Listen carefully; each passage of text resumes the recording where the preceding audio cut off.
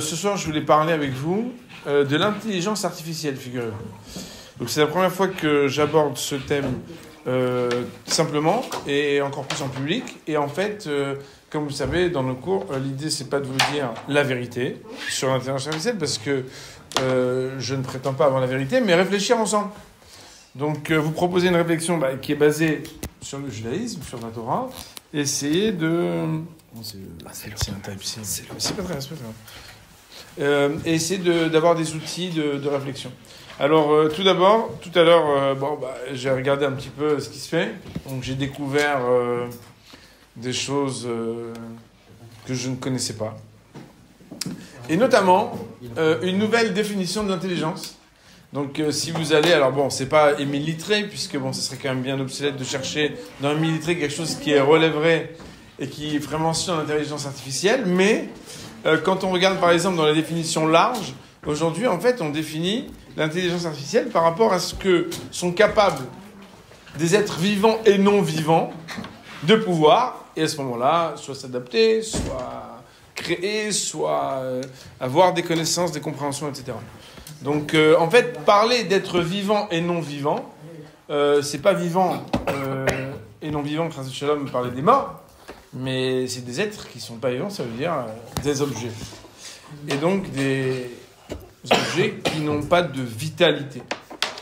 Et moi, je suis très perturbé par ce sujet. J'ai réfléchi depuis un petit moment déjà. J'imagine que vous aussi. Et je voudrais peut-être qu'on aille à l'origine, à la racine, de savoir qu'est-ce que c'est l'intelligence dans la Torah et en quoi devons-nous être soit prévenus, soit extrêmement attentif, soit même vigilant et à se méfier de l'intelligence artificielle, sachant que, alors là c'est vraiment personnel, c'est un ressenti. J'ai le sentiment que ça va être la prochaine révolution technologique qui va bouleverser, selon moi, nos quotidiens. Après l'Internet, c'est que finalement, on n'a même pas peut-être saisi la portée de ce qui est en train de se faire ou de se dire. Donc, pour ce faire, je voudrais aller à l'origine des choses. Alors, je vois pas tout le monde. Adam, vous avez dit... Là. En fait, j'aime bien voir tout le monde. Alors, ça veut pas dire que je vais surveiller si vous suivez chacun de mes pas et chacune de mes paroles. Mais en même temps, c'est quand même sympa, si on a une grande table, de voir tout le monde. Voilà. Si ça vous gêne pas. Alors, je voudrais que vous sachiez que dans la Torah, on a déjà parlé des 5 parties de l'âme, à savoir Nefesh, Ruach, Neshama, Chaya, Yechida. Nefesh, c'est la partie qu'on pourrait appeler organique. Ruach, on pourrait parler de l'esprit et de la parole. Neshama, c'est l'âme, mais en ce qu'elle éclaire au-dessus de la tête et qu'elle, on va dire, inspire l'esprit humain. Et il y a 2 niveaux auxquels nous n'avons pas accès, qui sont Chaya et Yechida. Et quelque part, c'est la constitution de l'homme qui est faite à la fois de corps, à la fois d'âme, et à la fois de ce que l'homme va choisir entre le corps et l'âme. Je crois qu'une fois on en avait parlé, on avait même mis en parallèle entre pensée, parole et action, les différents niveaux de âme, esprit ou parole, et on avait dit aussi donc le corps et la réalisation. Mais il faut savoir qu'il y a 2 outils qui sont des outils de décryptage du monde. Les décryptages, on pourrait appeler par exemple des lunettes, ou bien comme quand on a des sens pour pouvoir toucher, respirer, décrypter. Et ces 2 outils sont Moar, Valev. Moar, c'est le cerveau, l'intelligence, et Lev, c'est le cœur, l'émotion. Et ces 2 outils, en fait, sont constitutifs de l'homme. D'ailleurs, un homme qui n'a pas de cognitif, un minimum de cognitif, même s'il a beaucoup de cœur, en général, il est en souffrance. Et quelqu'un qui a beaucoup de cœur, mais qui n'a pas... Bon, je crois que je viens de dire la même chose. Quelqu'un qui a du cognitif qui n'a pas de cœur, ou quelqu'un qui a du cœur et pas du cognitif, pas de réflexion, il est en souffrance. Et il doit y avoir un équilibrage et une complémentarité entre l'intelligence et aussi le cœur. C'est la raison pour laquelle, déjà...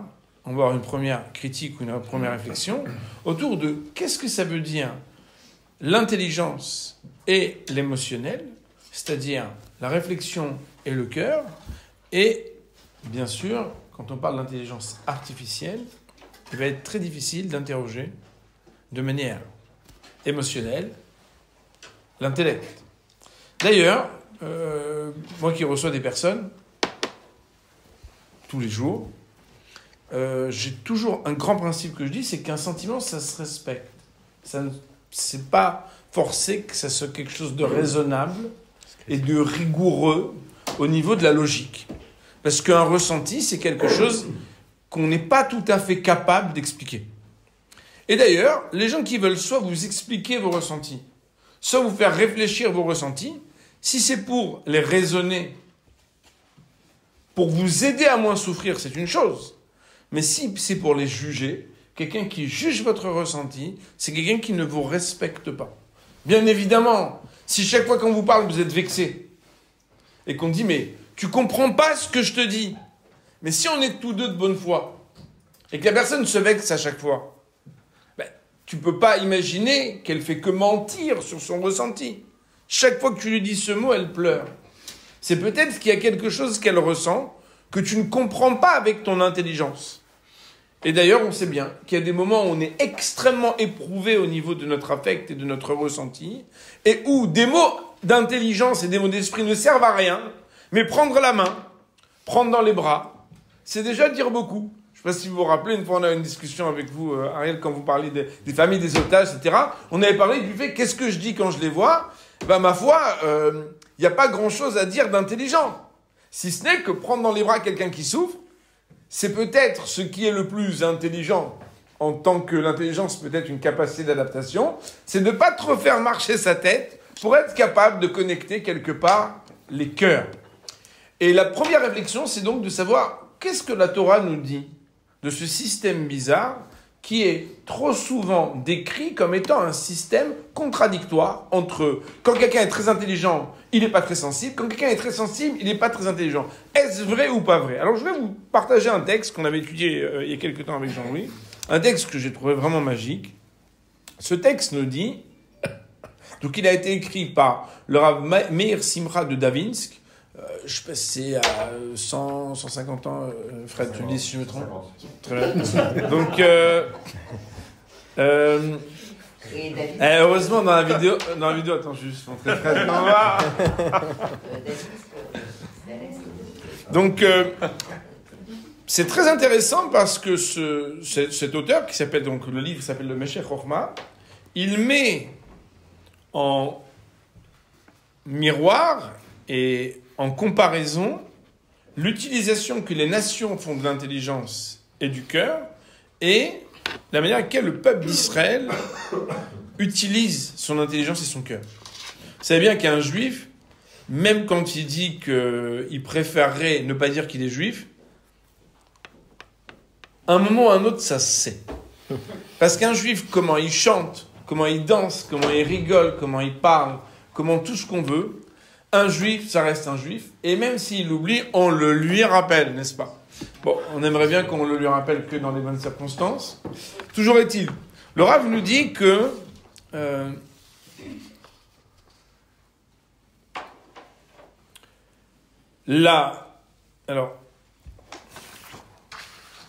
העמים הקדמונים הקדישו כל כוחות הטבע בהתרגשם מכל זה. הריצום וקראו להם שמות אלילים לאליל היופי, לאליל הגבורה, אליל האהבה. Je lis, c'est plus facile pour moi après de le décrypter. ומי שהיה לו בזה הפלגה הקדישו וקראו לו אלוקי. Dans l'Antiquité, les nations qui étaient polythéistes, qui avaient des foi dans des divinités, fondaient leur foi sur ce qu'ils pouvaient observer et ressentir de ce qu'ils voyaient. Donc ils voyaient un soleil, ils voyaient l'amour, ils voyaient la beauté, et c'était le dieu de ceci ou le dieu de cela, etc. Bon, tout le monde a quelques bases de ce qui se passait dans l'Antiquité grecque. Et il nous dit le Rav,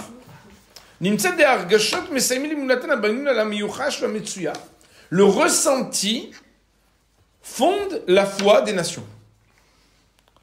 Alors qu'il n'en est pas ainsi du peuple d'Israël. Le peuple d'Israël... Attendez, refaites la phrase. Le ressenti... Il n'en est pas ainsi... Non, il n'en est pas ainsi de quoi ? Pour le peuple d'Israël. La phrase d'avant, c'était le ressenti fonde... Leur foi. Ça veut dire qu'en fait, ils voient un truc, ils disent waouh, je ressens que c'est un Dieu. Bien évidemment, c'est une caricature vulgarisée. C'est un texte qui grossit dans un grand zoom, mais après, on va un petit peu essayer de distiller ce qu'il est en train de dire. Voilà. Donc, quelque part, mais le ressenti en tant que, je ne réfléchis pas à l'image, l'image me parle, l'image me dit que cette personne est belle. Oh, quelle beauté! Je crois dans cette beauté. Oh, et donc, quelque part, en fait, on est, comme on l'avait fait une fois, on avait étudié le sujet de l'imagination, l'image nous dit le commentaire de l'image. Il paraît être un homme musclé, parce que son image dit qu'il est musclé. En réalité, ça se trouve, il ne s'est pas levé quoi que ce soit, mais si je me fie qu'à l'image, sans interroger l'image, comment on interroge l'image? On lui met un poids au gars. Et de la même manière, un client qui vient vous vendre un truc, waouh, si on laisse les choses comme elles sont, on est obligé d'acheter si le gars a fait un peu de marketing. Minimum. Sauf que quand vous commencez à poser quelques questions, mais j'ai quand même fait une petite étude, je sais que vous avez des concurrents qui réussissent vraiment. Quelle est la spécificité de votre produit? Et là, ça commence à devenir un peu intéressant. J'ai cru comprendre qu'en 2018, vous avez eu une crise. Comment vous en parlez? Oh, le gars, tout d'un coup, il n'est plus aussi beau, son produit n'est plus aussi brillant, etc. Donc, mais non, on n'est pas en train de démonter qui que ce soit. C'est que quelque part, il y a comment on voit les choses. On se dit, waouh, c'est incroyable. Et bon, bien évidemment, c'est pédagogique que je caricature de cette manière. On n'est pas en train de dire que les Grecs et l'Antiquité grecque, c'était des idiots qui regardaient. Mais quelque part, il y a ici une vérité, c'est observer des choses et être ébahi au point, j'y crois. Ouais, bon, malheureusement... Ils ont besoin de voir, d'avoir une image pour croire aussi. Ils ont besoin peut-être d'avoir une image, en tout cas, l'image fait le travail. Ouais. Alors que le peuple d'Israël, quelque part... Alors, tout celui qui a étudié un peu la Torah, il sait que le religieux qui étudie le Talmud, par exemple, nous, on peut apparaître comme des prises de tête. Parce que quelque part, il n'y a jamais un problème simple. Ouais, l'autre jour, j'ai fait donc un exposé, et donc on a pris une loi qui est figée, on se dit, bon, voilà, il n'y a rien de plus à dire. Et je dis, ah ouais, essayons de diviser, essayons d'interroger.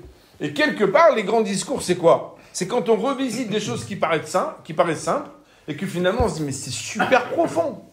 Ouais, je ne sais pas si vous vous rappelez, des fois, le prof de philo qui dit mais vous avez entendu ce qu'il a dit? Et en fait, il dit, mais j'ai rien dit, moi, je me suis trompé. Non, mais c'est extraordinaire ce que tu as dit, j'ai rien dit. En réalité, c'est être capable d'interroger ce qui se présente. Donc, le Rav nous dit, le peuple d'Israël, eux, ils se fondent sur quelque chose qui a un rapport à la vérité, une vérité réfléchie. Vous savez bien qu'en optique, il y a la vision et la réflexion de quelque chose qui est posé, et puis ce fameux chemin, je me suis rappelé l'œil qu'on dessinait là, vous vous rappelez, bon, je mets pas en avant des choses que je me rappelle depuis très très longtemps quand même, mais on sait bien qu'il y a la manière à laquelle on réfléchit les choses. Et la réflexion, c'est simple. C'est comment, dans ma subjectivité, j'aborde une image qui aurait pu être objective, et je vais en avoir un regard d'une perspective qui vient de mon œil, de mon regard, de mon intériorité. Et on sait bien qu'on peut voir le même film, on peut être 50 personnes, on peut écouter la même musique, 50 personnes, et on pourrait en parler facilement différemment. Pourquoi? C'est objectif, quoi. Tout à l'heure, je marchais dans un centre commercial et il y avait un piano qui jouait tout seul. Vous savez, donc il y a une mélodie et les enfants regardaient. C'est très très sympa de regarder un piano qui joue tout seul. Mais en réalité,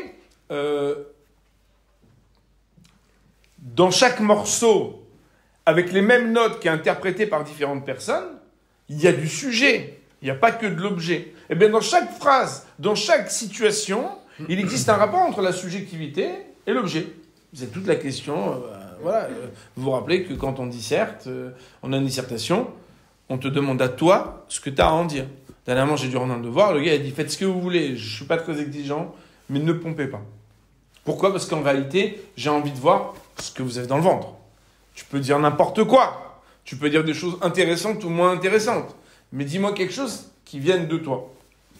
Bon, d'ailleurs... C'était décevant. Je sais pas. Moi, j'essaie de me dire, mince, bon, il ne faut pas non plus... Mais c'est très intéressant parce que des fois, j'utilise le jeu de mots pour dire que des fois, les gens dépensent la pensée des autres, mais réfléchissent pas beaucoup. Tu cherches quelque chose, tu as envie de parler, Les gens, en fait, c'est terrible. Hein. Les gens, ils cherchent sur Internet des connaissances sur des sujets, alors qu'en fait, la plupart du temps, c'est des informations qui sont libres. Ça ne vole pas très haut, vous voyez. Et quelque part, on ridiculise la science, l'intelligence, la connaissance, et on se fait honte à soi, on fait honte à la réflexion, on fait honte à tout. Mais en même temps, comme c'est admis, donc les gens font des citations, mais c'est plutôt des récitations. Qu'est-ce qu'ils font ? Donc, on nous dit d'abord que la foi juive, elle est fondée d'abord sur une réflexion. Vous vous rappelez qu'Abraham, avant la révélation qu'Hachem se révèle à lui, d'abord il se dit impossible qu'un monde fonctionne, un monde aussi sophistiqué, sans qu'il y ait quelqu'un qui la dirige. Impossible, ça veut juste dire, c'est pas logique. Il y a donc une question. J'ai peut-être pas la réponse, mais j'ai déjà une réflexion. C'est que je peux pas dire waouh. Non, waouh et alors ? Waouh et alors ? Ça te fait quoi ce waouh ? T'es capable d'interagir avec ce que tu vois ou t'es juste quelqu'un de passif ? D'ailleurs, vous comprenez bien que, malheureusement pour nous, pas interagir avec ce qu'on voit, c'est exactement rester devant un écran, quoi. Donc t'es là, t'es passif, ça se passe bien, t'as passé un bon moment, et c'est fini. Une des raisons pour lesquelles, quasiment chaque fois que je donne un cours, il n'y a jamais même 10 minutes où c'est pas interactif, c'est pourquoi ? C'est parce qu'en réalité, si vous êtes passif et vous n'êtes pas dans l'actif, quelque part, votre sujet n'est pas impliqué. Quelque part, il faut que ça bouge, quoi. T'as quelque chose à dire, t'es d'accord, pas d'accord, et pourquoi et comment ? Hier soir, j'ai terminé un cours, et puis j'ai demandé à chacun, alors je ne sais pas avec vous, inquiétez pas, je ne vais pas vous gêner, mais j'ai dit avec chacun, 5 mots, qu'est-ce que tu as retenu de ce cours ? Et donc, il y avait une vingtaine, une trentaine de personnes, chacun a dit un mot. C'est super intéressant de voir que chacun, en fait, a une subjectivité sur un sujet qui me semblait être peut-être un sujet que je maîtrisais, mais c'est pas vrai. Pourquoi ? Parce que le regard que la personne a amené, c'était son regard à lui, son expérience. Une personne qui peuvent être d'accord, pas d'accord, ajouter, commenter, témoigner, etc. Et c'est là où, quelque part, il y a un rapport entre le sujet et l'objet. Deuxième chose, nous dit le Rav, je prie de m'excuser.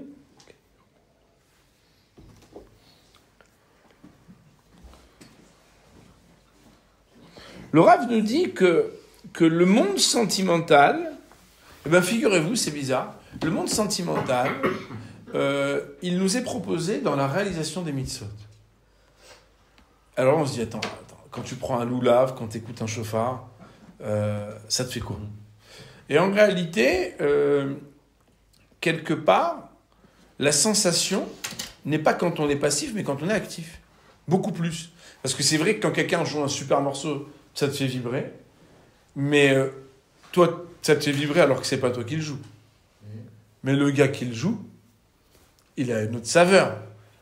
Et il peut pas communiquer une énergie si quand il dit quelque chose, il chante quelque chose, il joue quelque chose, il peint quelque chose, il n'a pas mis un peu de son esprit dans ce qu'il a fait.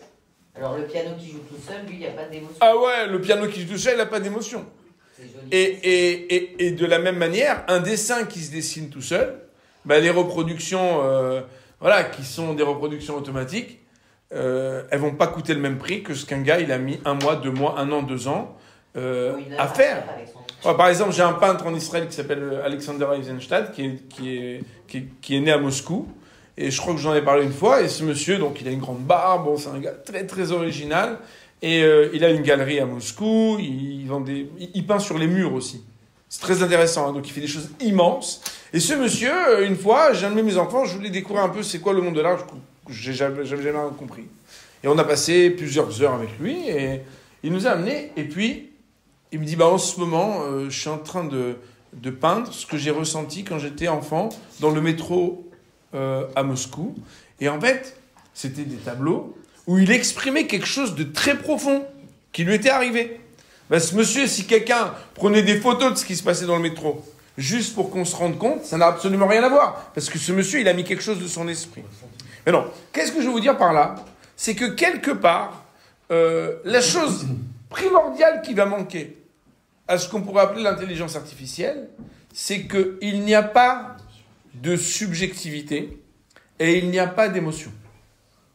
À savoir, bien évidemment, bientôt vous saurez qu'on va avoir une intelligence artificielle musulmane, une intelligence artificielle juive, une intelligence artificielle de gauche, une intelligence artificielle de droite. On va y arriver. Ça se dit pas comme ça aujourd'hui, mais on n'a qu'à dire, et si t'étais Fudge, comment t'aurais répondu? Et si t'étais comme ça? Et des fois même, on va se rendre compte qu'à la réponse, il y a quelque part une sélection dans le moteur de recherche, c'est ça. Donc le browser, il est quelque part limité. Seulement, bon, pour l'instant, on n'en parle pas. Mais c'est à vue de nez, il n'y a pas besoin d'en parler. Qu'est-ce qu'on veut dire quand on dit ça? Eh bien, il faut savoir que ce ne sont pas les gens les plus intelligents à qui on peut faire le plus confiance. Et c'est triste. D'ailleurs, vous le savez, c'est un sujet de la Haggadah, puisque contre le Chacham, qui est le plus intelligent, le soir du Seder, il y a 4 enfants, vous vous rappelez? Le Chacham, celui qui est sage, l'intelligent, le Racha, celui qui est impie, le Tam, celui qui est sage, Sheno Idalishon, celui qui ne s'est pas posé de questions. Et c'est très intéressant, puisque on a l'impression qu'on met en opposition le Chacham, le sage, avec l'impie. Mais on pourrait dire que le contraire du sage, c'est l'idiot, c'est pas l'impie. Non, parce qu'en réalité, la différence entre un homme sage et un impie, c'est pas qu'ils sont pas intelligents. C'est qu'est-ce que tu fais de ton intelligence. Et d'ailleurs, il faut savoir que malheureusement pour nous, et moi je l'ai appris quand mon maître, quand on avait été pour les 3 ans de mon fils, lui couper des boucles. Donc mon rave, le petit voulait pas avancer, alors mon rave il a dit, tu aimes les pièces de chocolat. Il a sorti des pièces de chocolat, il lui a dit, je vais te payer 3 pièces de chocolat si tu me laisses couper une de tes boucles. Le petit est venu tout de suite, il a coupé. Et j'ai dit, purée, il est vraiment fort le rat. Après, je me suis dit, qu'est-ce qu'il fait avec des pièces de chocolat? Bon, sa femme, elle est arrivée tout de suite et tout, il n'en avait pas tout le temps dans les poches. Et il lui a dit, que tu aies beaucoup d'intelligence et un bon cœur. Et à plusieurs reprises, je cite que cette bénédiction n'est pas seulement une bénédiction, c'est un enseignement. C'est que malheureusement, les gens qui sont très intelligents ne sont pas toujours les personnes qui ont le plus de cœur. Et les gens qui ont le plus de cœur ne sont pas le plus souvent les personnes qui ont le plus d'intelligence. Au point que on traite de frayeurs, de pigeons ou d'idiots ceux qui sont trop gentils. Et que ceux qui sont très intelligents, ils ont la réputation d'être ceux qui, des fois, un petit peu, vont réfléchir à 2 fois avant de s'engager dans quelque chose qui paraît illogique. Le Maharal de Prague est formel. La bonté, c'est quelque chose qui n'est pas un acte intelligent. T'as travaillé, mon pote. Il a qu'à travailler. Pourquoi je vais lui donner des heures de travail? C'est totalement illogique. D'ailleurs, les gens deviennent fous quand ils voient la solidarité du peuple d'Israël. Les gars, ils sont capables de venir, de vendre leurs vêtements et de dire, mais pour mes frères. On dit, mais quel est pour tes frères? T'as plus rien. Oui, et alors? Mais tu réfléchis pas. Mais je suis pas là pour réfléchir. Et quelque part, l'épreuve justement de l'intelligence, c'est de savoir en quoi cette intelligence, elle contrarie, elle contredit ta capacité à garder du cœur. En quoi ton cœur, il te limite à avoir un accès à la connaissance? Où est-ce qu'on voit ça? Et après, on va faire une petite pause, on va en discuter, parce que c'est quand même beaucoup d'informations. On voit ça dans une expression qui revient 20 fois en 2 sidrotes, en quelques chapitres de la Torah, dans le livre de l'Exode, où on a plus de 20 fois la même expression. Vous savez que dans la Torah, on dit une fois des choses, pas besoin de le dire 2 fois. C'est le bon Dieu qui parle, donc il n'y a pas besoin. Et puis vous voyez bien que quand on parle une fois, on est capable d'écrire des livres entiers sur 2 mots. Donc le dire 20 fois, c'est qu'on veut beaucoup insister. C'est quoi? C'est qu'on parle de Chochmat Lev, une sagesse de cœur. La sagesse du cœur, c'est un oxymore en français. Sagesse, c'est l'intelligence. Le cœur, c'est les sentiments. Eh bien, la réponse à cette question, c'est que non, justement. Qui est l'homme véritablement intelligent? C'est celui qui garde du cœur avec, pour pas dire malgré son intelligence. Et qui est l'homme qui a vraiment du cœur? C'est pas celui qui donne parce qu'il comprend rien. C'est quelqu'un qui comprend très bien l'enjeu et qui est quand même capable de dire, je vais quand même donner de mon cœur, même si ma tête m'aurait peut-être dit, attends, il faut être un peu prévoyant, il faut être un peu dans la retenue, il faut pas faire n'importe quoi. Et quelque part, la Torah nous enseigne que quand il y a une chokhma, une sagesse qui s'accompagne de cœur, c'est une bonne sagesse. Mais si c'est une sagesse qui n'a plus de cœur, parce que quelque part, plus il y a de l'intelligence, moins il y a du cœur, alors là, on a un problème. C'est pas la sagesse que la Torah demande. Et de ce fait, inévitablement, la question, quand on parle de ce sujet d'intelligence artificielle, c'est que on pourrait peut-être lui poser la question. Mais si elle était tout simplement honnête et très intelligente, elle pourrait nous dire que un cœur, un vrai cœur, elle n'en a pas. Et de la même manière qu'un être qui n'a pas de cœur serait la dernière personne à qui vous demanderiez des conseils intelligents pour pouvoir vous réaliser, exactement de la même manière, mais a fortiori, lorsque quelqu'un n'est pas humain et n'a pas cette capacité émotionnelle à prendre en compte des sentiments qui dépassent forcément ou limitent forcément ce que l'intelligence nous dicte. Vous savez bien que des fois on est pris, on dit « je vais aider, je vais faire, je vais donner, je vais pleurer, je sais pas pourquoi je pleure, je sais pas pourquoi... » Mais quelque part, on est pris par nos sentiments. Et Akadosh Baruch Hu, le Créateur nous a créés avec ce sentiment, et il a créé l'homme avec l'intelligence parce qu'il a une capacité d'avoir du cœur. Ça me fait penser à la phrase de... Première chose qui peut ressortir, c'est exactement ce que vous dites, c'est que si la dimension intelligente, dans le sens accès à une connaissance, ou bien des syllogismes, des associations, ou bien une exploration rapide d'un sujet que je ne connais pas, je le prends et en tant qu'objet de réflexion, je le réfléchis en tant qu'être humain, avec mes émotions et ma subjectivité, c'est exceptionnel. La difficulté, c'est que malheureusement, on ne le propose pas vraisemblablement de cette manière-là. On va dire plus que ça.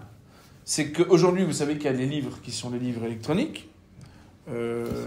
Imaginez bien que très bientôt, toutes ces bibliothèques audio seront intégrées avec aussi des romans pleins d'émotions. Donc, quelque part, l'intelligence émotionnelle va entendre aussi des critiques de cinéma, va savoir ce que les gens ont ressenti, va faire une sorte d'engrangement et de, on va dire, de mémoire extraordinaire, de disque dur de toutes les émotions, pour savoir qu'est-ce qui est recevable de pouvoir s'émouvoir ou non, et de quelle manière. Et c'est comme si, quelque part, on va devoir réfléchir, intégrer et juger ce qui est admissible de ressentir ou non. Mais quelque part, c'est nous voler notre subjectivité, c'est voler l'émotionnel humain. Donc la première chose, c'est le conflit entre ce qu'on va appeler être la composition selon la Torah. Peut-être que les gens disent non, mais nous on n'est pas dans l'émotionnel, justement l'émotionnel. Mais si on dit qu'il faut être un homme intelligent et en même temps dans l'émotion et dans le ressenti, on ne pourra jamais accepter que ce ressenti ne vienne pas de ma réflexion et de la manière avec laquelle je vibre dans mon cœur ou dans mon ventre, quand je ressens ou quand je vois quelque chose ou quand j'apprends quelque chose. Deuxième texte que je voudrais vous citer, et ce texte, bon, il est très connu, hein, donc il y a deux Mishnayot, donc la Mishnah date dans son écriture et sa, on va dire sa rédaction, en tout cas le fait d'être relié par Rabbi Yehuda Hanassi. Donc ça date, on pourrait dire, du 1er siècle, 2e siècle. Il y a deux textes qui sont dans le traité de Havot, donc de Maxime des Pères. Le premier qui parle de la Chokhma, en disant « Kol she chokhmato meruba mimaasav en chokhmato mitkayemet. Vechol she maasav merubim mechokhmato, chokhmato mitkayemet. » Je vais le traduire. Tout celui dont la sagesse dépasse ses actions, sa sagesse n'aura pas de pérennité. Ce n'est pas une bonne sagesse. Et tout celui qui a des actions plus grandes que sa sagesse, alors sa sagesse a une valeur et elle mérite de perdurer. Premier texte, je ne veux pas pour l'instant qu'on interroge, on va en ajouter un deuxième. On en ajoute un deuxième. On nous dit Kol yirat kol shechokhmato gdola miyirat chet'o. Tout celui dont la sagesse est plus grande que la crainte qu'il peut avoir de la faute et de l'erreur. Alors ici on parle de la faute de la vera, mais ça veut dire de l'erreur. Alors chokhmato mitkayem, c'est-à-dire que sa chokhma mérite de perdurer. Mais tout celui dont la crainte est moins grande que sa chokhma, alors sa chokhma, son intelligence ne mérite pas de perdurer. On voit ici qu'on souligne une relation qui ne va que dans un sens entre le rapport qu'il faut avoir entre l'intelligence et l'action et l'intelligence et la crainte. Je ne dis pas la peur, mais la crainte. Et la crainte de quoi? La crainte de mal faire. Et je pense que ces deux textes-là doivent nous renseigner sur la pensée juive de l'intelligence. Qu'est-ce que ça évoque et qu'est-ce que vous en comprenez? Je vais vous citer une connaissance que nous allons devoir réfléchir à intégrer, qui n'est pas si simple en fait à intégrer.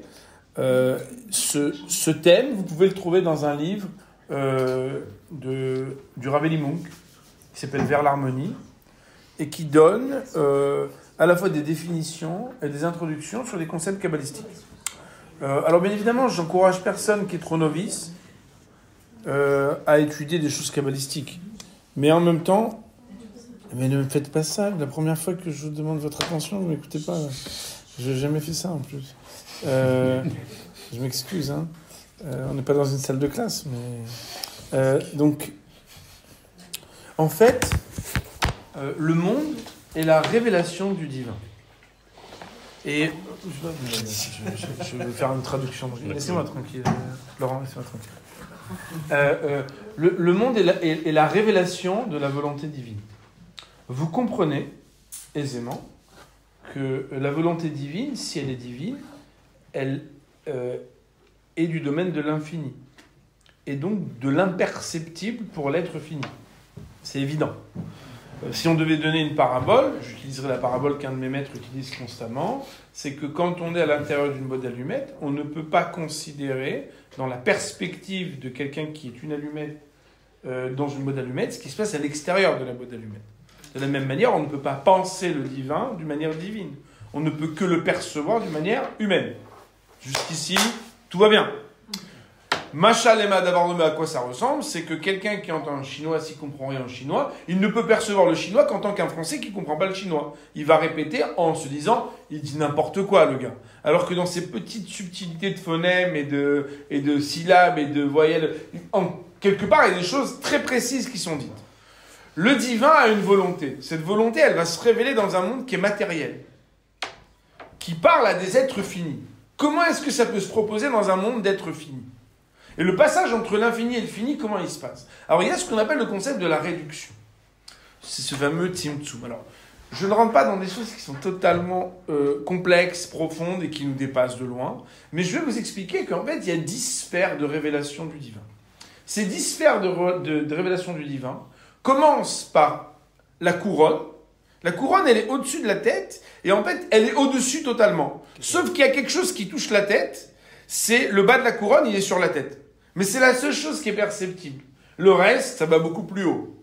Et ensuite, il y a la coma, c'est-à-dire toute la hauteur anatomique dans le monde spirituel des sphères de l'homme. Il y a la partie qui est la partie cérébrale, il y a la partie qui est la partie du corps, et il y a la partie qui est la partie, on va dire, de l'action ou de la réalisation. Eh bien, il faut savoir que la chokhma, la bina et le dat, qui sont les 3 composantes de ce qu'on appelle la dimension intellectuelle de l'homme, et donc aussi intellectuelle du projet divin, c'est le projet dans sa globalité, le projet dans ses détails, et le lien qu'il y a avec nous. Qu'est-ce que ça veut dire? Et je suis obligé de le dire de cette manière, sinon je déshonore en fait la chokhma de la Torah. Mais je vais essayer de vous le traduire d'une manière simple. C'est qu'en réalité, on doit se demander, mais à quoi sert l'intelligence? Pourquoi faut-il être intelligent? Et là, on touche à la question de pourquoi tu veux devenir intelligent. D'ailleurs, il y a un texte qui est fabuleux dans le Midrash, qui nous dit qu'à Kadosh Baruch Hu, Dieu, il y avait un jeune homme qui avait 13 ans. Adam, t'entends? Il avait 13 ans. Et c'était l'architecte du temple du Beth Amikdash. Ça veut dire que le Beth Amikdash, qui était le sanctuaire portatif, le Mishkan dans le désert, il a été construit par quelqu'un qui n'avait pas plus de 13 ans. Et cet homme-là, il s'appelait Betzalel. Et Hachem l'a doté d'intelligence. Et le texte nous dit, il a rempli d'intelligence. Et les commentateurs vont dire, s'il a rempli, c'est qu'il en avait déjà.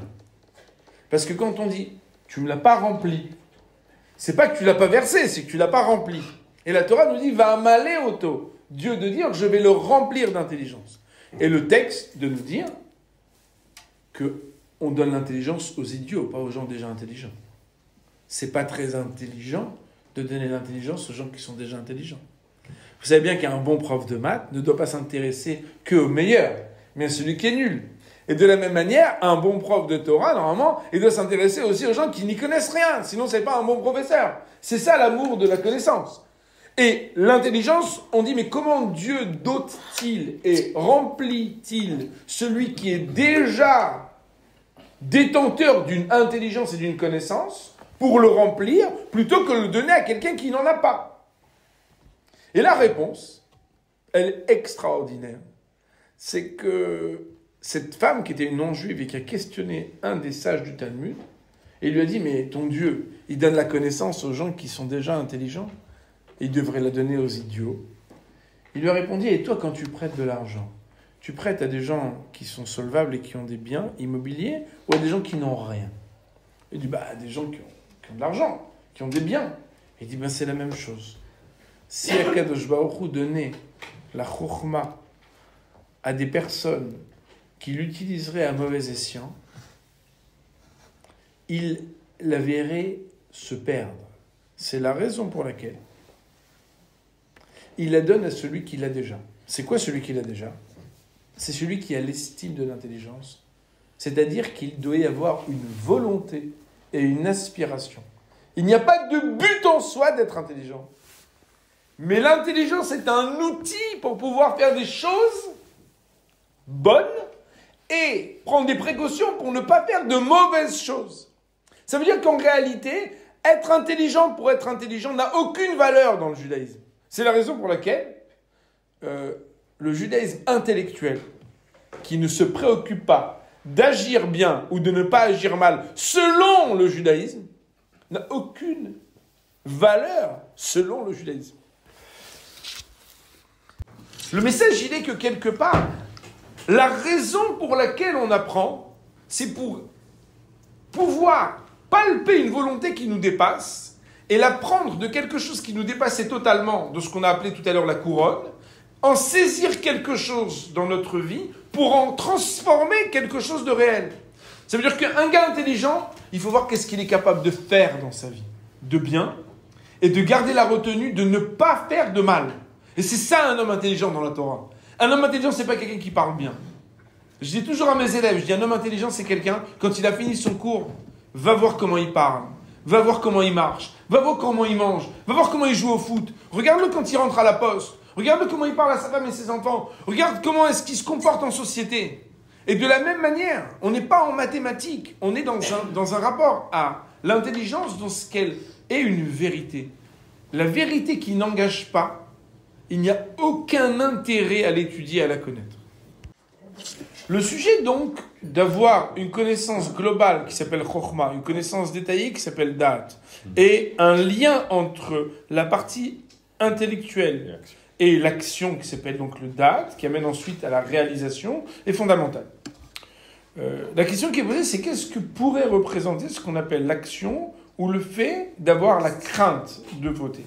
Alors, nos maîtres nous disent que l'action, c'est la mise à positive, c'est de faire ce qu'il faut faire, et la crainte, c'est de ne pas enfreindre des choses qui sont interdites. Ça veut dire avoir des principes positifs d'action et de retenue de choses qui sont interdites. Il faut savoir que ça veut aussi dire que celui qui est intelligent, il ne peut pas être trop sûr de son intelligence. Et quand on est trop sûr de soi, quand on est intelligent, on est susceptible de fauter. Et nos maîtres nous disent, heureux l'homme qui a toujours peur. Mais peur de quoi? Peur de mal faire.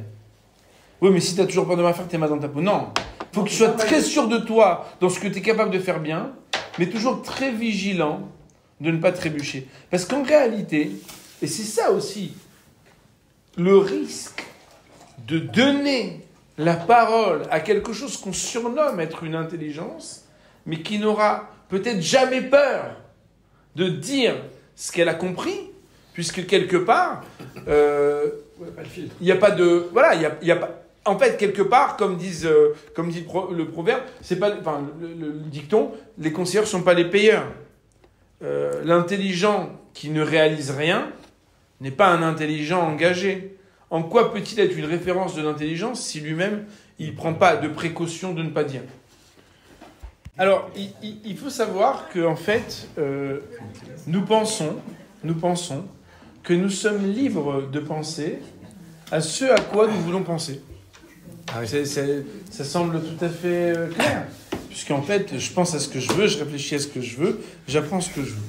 Alors, je vous cite un texte, qui est un texte de la Mishnah, et donc dans la Mishnah de Chagiga, au 2e chapitre, donc bon, c'est un texte très connu. Là-bas, on nous dit qu'il y a des sujets qu'on ne peut pas étudier. Donc on nous dit, voilà, il y a des sujets sur lesquels tu n'as pas le droit de réfléchir. Vous imaginez bien que dans la Torah, où nous ne faisons que réfléchir, c'est extrêmement difficile qu'on nous dise, ça, tu n'as pas le droit de réfléchir.